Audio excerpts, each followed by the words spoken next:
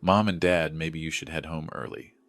My son said that at his own wedding, right there in the middle of a luxury resort where a single night could burn through an entire year of my salary. I was holding the check in my hand. My wife stood just behind me, pushed out of the family photo, like the two of us didn't belong. The irony still stings. I was the one being avoided in that room, and I was also the one about to make the entire ceremony fall silent. If you're listening to this story right now, take a moment to subscribe to the channel and leave a comment telling me where you're listening from, at home, on the road, or in a quiet moment that belongs only to you. Because what happens next begins in that very silence. I remember the feeling clearly. Not the cold from aspen snow, but the cold of being treated like I didn't exist. The reception hall was vast, glowing with warm lights. Laughter everywhere, glasses clinking, the scent of expensive perfume, firm handshakes between people who knew each other well, a world I had never belonged to. Mary and I stood side by side right against the glass wall overlooking snow-covered pine trees. No one came over. No one asked if we needed anything. Strangely enough, I wasn't surprised. I just felt empty. Tyler and Jessica passed by us several times. Every time their eyes drifted somewhere else, as if even a glance in our direction might ruin the perfect picture they had worked so hard to create. I watched my son smile brightly while talking to men in long wool coats, discussing shares, opportunities, the future. But when he walked past his own parents, that smile vanished. Quick, clean. Mary squeezed my hand. I knew she was holding herself together. She had chosen the simplest dress she owned, pressed it carefully the night before. She told me, "It's our son's day. Let's not do anything that makes this hard for him." I nodded. Back then, I still believed silence would be enough. But that silence didn't last. Eleanor Sterling appeared in front of us, as if she had been waiting. Her eyes traveled slowly over me, stopping at my old leather shoes, the ones I wear to every important occasion. She smiled, but it wasn't a welcoming smile. "You arrived quite early," she said lightly, her voice soft as air but loud enough to be heard. "I just hope you won't disrupt the atmosphere. Today's guests are very carefully selected." Before I could respond, she turned and murmured something to a nearby security guard. I didn't catch the words, but I saw his eyes shift toward us. Measuring, alert. That was enough. I understood. Mary lowered her head. I felt her hand tremble slightly. I wanted to say something, but I didn't. I was used to being judged by appearances. I had lived with it my entire life. It just hurt more this time, because it was my son's wedding. Tyler pulled me aside, away from the crowd. His face was tight, not emotional, just irritated. He wouldn't look me in the eye as he took a folded piece of paper from his jacket. "Dad, take this," he said, quickly lowering his voice. "So you and Mom can head back to the hotel early. It's not convenient here." I opened it. A check. $5,000. A neat rounded number, like a clean ending to a conversation. I looked up at my son. He still wouldn't meet my eyes. "Most of the guests today are big players," Tyler went on. "If you stay, they won't understand. I don't want to have to explain." I folded the check very slowly. Not because I needed time to think, but because I didn't want my feelings to show. I slipped it into my pocket carefully as if it were something important. "Okay," I said. One word, enough to calm him. Tyler let out a breath like he had just finished an unpleasant task. He turned away immediately. No questions. No congratulations. No hug. I stood there watching my son disappear into the crowd. Mary stepped closer and whispered, "Are we really leaving?" I shook my head, very slightly. Not because I wanted to make a scene. Not because I wanted to prove anything right then. I just felt that if I left that way, some doors would close forever. Some questions would never be answered. I looked around the hall one more time. Stone walls, high wooden ceilings, radiant floor heating. I recognized the sound of the system right away. Everything here felt strangely familiar, even though no one knew who I was. I thought about what Tyler had said. Not convenient. Maybe he didn't realize this. Some places are built to impress, and some places are built to test people. I stood there between the white snow outside and the warm golden lights inside, asking myself quietly, who was it really that didn't belong here? I didn't go back into the reception right away, not out of anger. I just needed a few minutes to breathe. I guided Mary into a side hallway where the lights were softer and the music faded into a distant hum. She asked if I was okay. I told her I was. I've always been honest with my wife. Some truths just don't need every detail spoken. I helped Mary sit on a bench near the window, then walked slowly down the stone hallway by myself.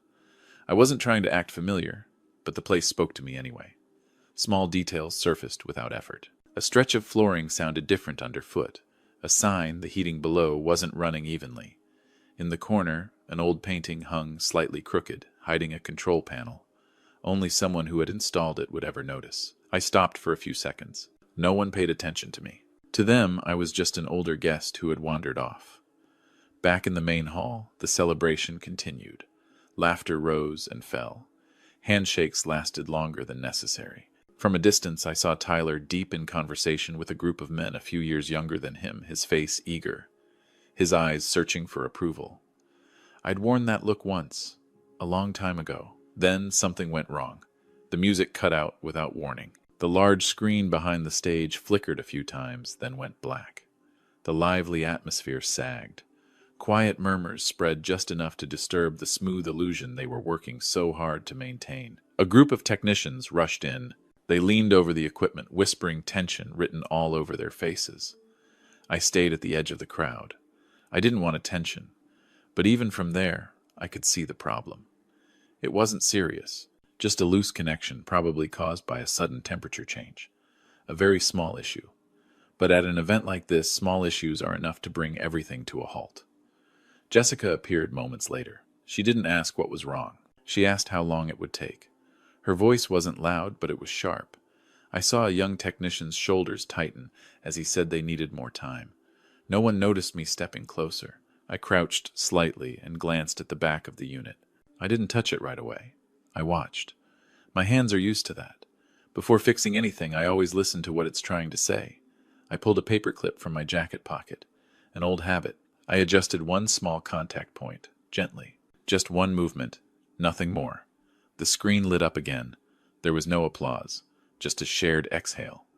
A few people nodded to each other, as if this was how it was always supposed to go. I stepped back, ready to return to Mary. "What are you doing here?" Jessica's voice came from right behind me. I turned. She looked at me like something that didn't belong in this space. There was no curiosity in her eyes, only suspicion. I didn't finish. "This is a technical area," she cut in. "It's not for outsiders. You're not authorized to touch anything." One of the staff started to speak, then stopped. I understood. In places like this, money speaks first. "It's fixed," I said, calmly. Nothing was affected. Jessica didn't look at the screen. She looked at me. "I don't care what you did.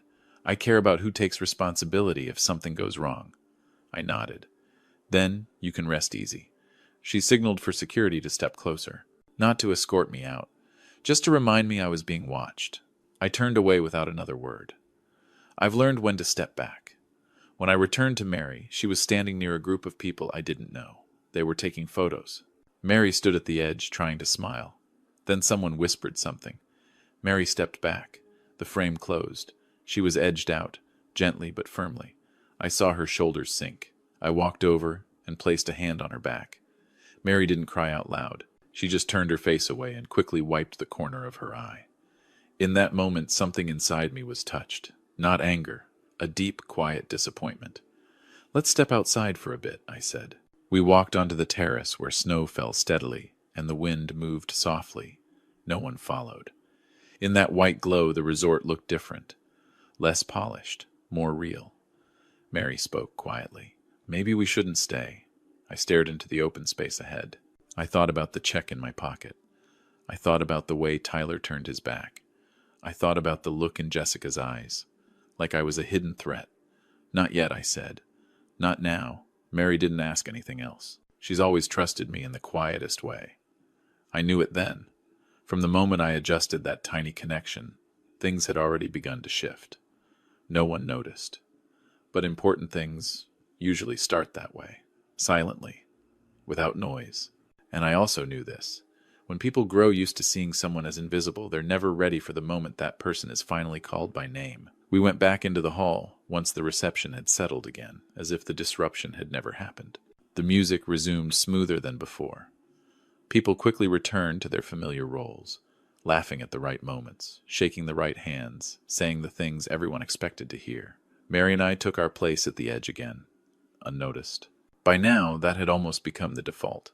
A middle-aged man stepped onto a small platform near the stage, holding a microphone with the ease of someone used to speaking in public. I recognized him as a member of the Sterling family's advisory board. His voice carried calmly, reassuring.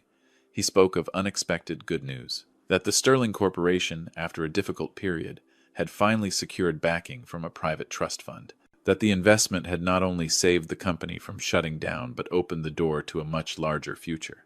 I glanced at Mary. She didn't follow every term, but she understood the mood. Faces lit up. Nods spread through the room. Excited murmurs followed. Money has a way of making people forget many things, even what just happened moments ago. Tyler's name was mentioned. The advisor called my son the bridge, the one who didn't give up the key factor that allowed Sterling access to the mysterious trust. I saw Tyler straighten his shoulders, lifting slightly. Jessica held his hand, smiling at those around her, like this was the moment she had been waiting for. Eleanor didn't bother hiding her satisfaction. She stepped forward and asked for the microphone. Her voice was clear, confident. She spoke about family, about lineage, about how the right connections always find each other. Then she turned to Tyler and placed a hand on his shoulder, a gesture of confirmation. "This," she said, "is proof that we placed our trust in the right place." I stood still. I wasn't angry. I felt a very deep silence inside. Everything was unfolding exactly as I had expected. When people believe they've won, they tend to speak more than necessary. That's when I saw him. A man in a dark gray suit stood near a side entrance. He wasn't part of any conversation. He wasn't smiling. He wasn't holding a drink. He simply stood there with a slim briefcase in hand, his eyes scanning the room as if searching for a fixed point. I recognized him immediately. Not because we were close, but because I knew that stance. The stance of someone who knows how to wait, unhurried, unnoticed. He saw me, just for a brief moment. But it was enough. He walked toward me, not fast, not slow. When he reached me, he stopped and inclined his head slightly. Not a show, just the right amount of respect.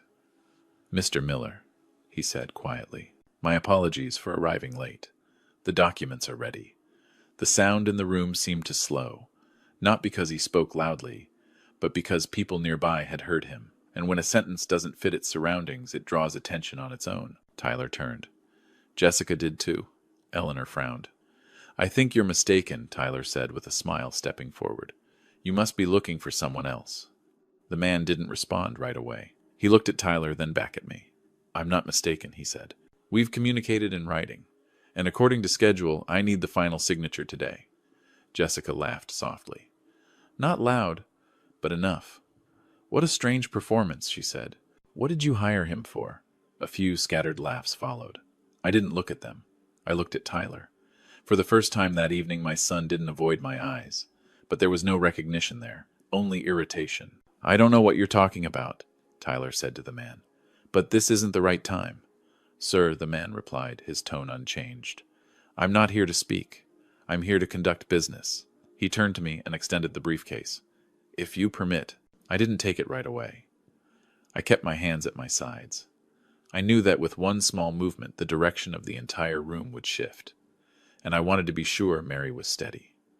I looked at her. She looked at me. No questions, no worry, just the familiar gaze of someone who has walked beside me my whole life, through moments when words are no longer needed. I nodded. The man opened the case and removed a thin folder. On the cover I saw words I knew well. A name I hadn't heard spoken aloud in many years. Miller Trust. Eleanor stepped forward. "Excuse me," she said, her voice less certain now. "You're interrupting our family's celebration." The man turned to her, polite. "Ma'am, according to our records, your family is a temporary beneficiary, but the owner of the trust is present." The room fell quiet, not out of respect, but because no one was sure how to react. Tyler turned to me, his voice lowered. "Dad, what are you doing?" I looked at my son. For the first time that evening, I no longer felt pushed aside. I only felt a clear distance between us, built not by money, but by things left unsaid for far too long. "I'm standing here," I said. in my rightful place.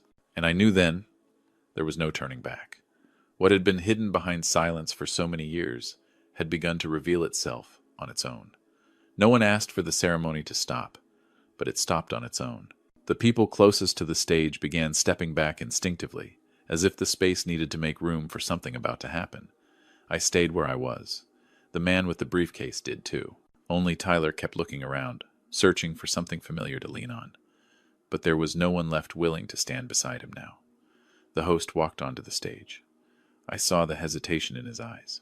This wasn't part of tonight's script. He glanced toward the Sterling family, waiting for a signal. But before anyone could respond, the man beside me stepped forward and whispered something to him. No one heard the words. They only saw the host give a small nod. The microphone crackled, then steadied. "Ladies and gentlemen," the host said, trying to keep his composure. "Before we continue, we have a special introduction." Whispers spread again. I heard my name somewhere behind me. Not clearly, but clearly enough to dismiss coincidence. And now the host continued, looking down at his card as if checking one last time. "Please welcome the owner of Aspen Peak Resort and the sole representative of the Miller Trust, Mr. Robert Miller." In that moment, everything went still. Not the silence of respect, but the silence that follows when a familiar order has just been broken. I heard someone draw in a sharp breath, a glass set down too hard, footsteps stopping mid-stride. I didn't step forward right away. I turned to Mary. She tightened her grip on my hand, saying nothing. There was no surprise in her eyes, just a faint concern, the same look she gives me whenever I'm about to face a difficult choice. I climbed the steps one by one, slowly, not for effect, but because I was no longer in a hurry. The entire room was watching me, yet I didn't look at them. I looked ahead into the cold, clear light above the stage. When I reached the host, I heard a laugh escape from Tyler. Short, forced. "This is ridiculous," my son said loud enough for a few to hear. "What are you doing, Dad?" I didn't answer right away. I accepted the folder from the man beside me and opened it unhurried. I knew that now every movement was being weighed by dozens of eyes. "I didn't come here to disrupt your day," I said evenly. The microphone didn't make my voice louder, just clearer, and I'm not here to prove anything. I turned a page. But there are things that, if not spoken at the right time, will continue to distort everything around them. I looked down at the room. Tyler stood stiff. Jessica wasn't smiling anymore. Eleanor had stepped back, her lips pressed tight. "This resort," I continued, "was not a random investment. It has belonged to my family long before it was called Aspen Peak. I never claimed it publicly, because I didn't need to." Murmurs rippled through the crowd. I caught the words, "No way." I didn't stop. "The Miller Trust is the same," I said. "It wasn't created to impress anyone. It was created to protect what I spent my life building." I turned to Tyler. "You tried to access the trust," I said without accusation. "You submitted documents. You signed my name." The air froze. Tyler shook his head immediately. "No," he said quickly. "I didn't do that." "I'm not here to argue," I replied. "Everything is documented, and documents don't need emotions to exist." I placed the folder on the table beside the host. The man who came with me stepped forward, opened a page, and pointed to a few lines. No one read them aloud. They didn't have to. Jessica stepped forward. "You're blowing this out of proportion," she said. "This is a wedding." I looked at her. "I know," I said. "That's why I stayed silent for so long." Another pause. Longer this time. "I don't want my son defined by what he tried to hide." I continued, my voice unchanged. "But I also can't keep letting silence erode the values I believe matter." I closed the folder. "Any legal decisions will be handled after tonight," I said. "Not here." I turned to the host. "The ceremony may continue." No one applauded, but the host nodded like someone finally allowed to breathe again. The music resumed, slower, more cautious. People began to move to talk quietly, their eyes still drifting back toward me. I stepped down from the stage. Mary came to my side. She didn't speak. She simply rested her hand on my arm. I felt her breathing had steadied. Behind me, I heard Tyler call out softly. I couldn't tell if he was calling for me or for something that had already slipped from his grasp. I didn't turn around. I knew the hardest part of this evening wasn't on that stage. It was waiting in what would come after the lights went out. The music was still playing behind us, but it no longer reached me. Mary and I walked slowly out of the hall. No one stopped us. No one saw us off. The glass doors closed behind us, leaving the warm golden light inside. and the quiet cold of the snowy night outside. I took a deep breath, not to steady myself, but to be sure I was still standing. Tyler called out again. This time his voice wasn't strained. "Dad, wait!" I stopped. Mary stopped too. She didn't turn around, but I knew she was listening. I turned back. Tyler stood a few steps away. Jessica was behind him, gripping her fur coat, like it was the only thing keeping her from slipping. Eleanor wasn't there. Perhaps she chose to stay with the crowd, where things could still be explained in her favor. Tyler stepped closer. For the first time that night, he wasn't holding his posture. His shoulders sagged. "I didn't think it would go this far," he said. "I just wanted things to be better." I looked at my son. I didn't see the familiar arrogance, only the fear of someone who had placed too much faith in things that don't stay still. Better for who, I asked. I didn't raise my voice. I didn't need to. Tyler stayed quiet. Jessica bit her lip, then spoke slower and much softer than before. "We were wrong to look down on you," she said. "But if everything closes now, we'll lose everything." I nodded. "I know. And because I knew I had thought long and hard before letting things reach this point. I didn't come to this wedding to destroy my son's future. And I didn't come to reclaim anything that had never truly left my hands. I won't withdraw what I've committed to the Sterling Corporation," I said. "The trust will continue its support. The contracts will remain in place." Jessica let out a breath like a narrow door had just opened. But I continued, "The way you stand inside it will change." Tyler looked up. "What do you mean?" "You won't represent the trust anymore," I said. "Not as punishment, but because you don't yet understand the value of what you were holding." No one spoke. I let the silence sit there long enough that it couldn't be misunderstood. "You'll start over," I said. "Here. Not on a stage, not in a boardroom, but in the places you walked past today without seeing." Tyler frowned. "What do you want me to do? The work that needs to be done," I replied. "Maintenance, inspections, cleaning, learning to listen to systems that operate in silence. No title, no privilege." Jessica opened her mouth, then stopped. I looked at her. "And you," I said, "you can stay, but not to direct, only to observe." Tyler nodded faintly, not in agreement, but because for the first time there was no easy option left. In his eyes I saw something I hadn't seen in a long time. Humility just beginning to take shape. We didn't say anything else. We didn't need to. I turned away with Mary and walked slowly toward the snow-covered path. Behind us, the party continued, but it belonged to another world now. A few weeks later, I signed the final papers, not to expand, but to narrow. I transferred most of my assets into a fund for elderly people, with nowhere left to turn those who worked their whole lives and were forgotten once they were no longer useful. I didn't put my name on it. I left only a single short instruction: use the money to open doors, not to lock them. Mary and I moved into a small house. Bright enough, warm enough. No security, no packed schedule. In the mornings, we drank coffee by the window. In the afternoons, Mary tended her flowers. I fixed small things around the house, slowly, carefully, the way I've lived my whole life. Sometimes Tyler calls. He doesn't say much. He talks about what he's learning, about things he never noticed before. I listen. I don't lecture. Some lessons only come when a person learns to bend down on their own. On the first night of winter that year, the snow fell thick. Mary and I held hands and walked along the small road in front of our home. No sparkling lights, no music, just the steady sound of our steps on white ground. I thought about that night in Aspen, about the eyes that once passed over us. I felt no bitterness, only lightness. Some bridges are built for others to cross, but the ones who build them always know, every nail, every joint. And when the time comes, they also know how to take them apart. Not to make anyone fall, but to remind us that every road begins with respect. I squeezed Mary's hand. She smiled, and this time the silence between us wasn't cold anymore. If you've walked with me to the very end of this story, thank you for listening with patience and understanding. If this story made you think, please like, subscribe, and share, so real stories like this can continue to be told and reach more people. The message I want to leave you with is simple. A person's value isn't defined by where they stand, but by what they've quietly built. Never look down on those walking slowly behind you, because they may be the very ones who cleared the path you're walking on today. Thank you for being here.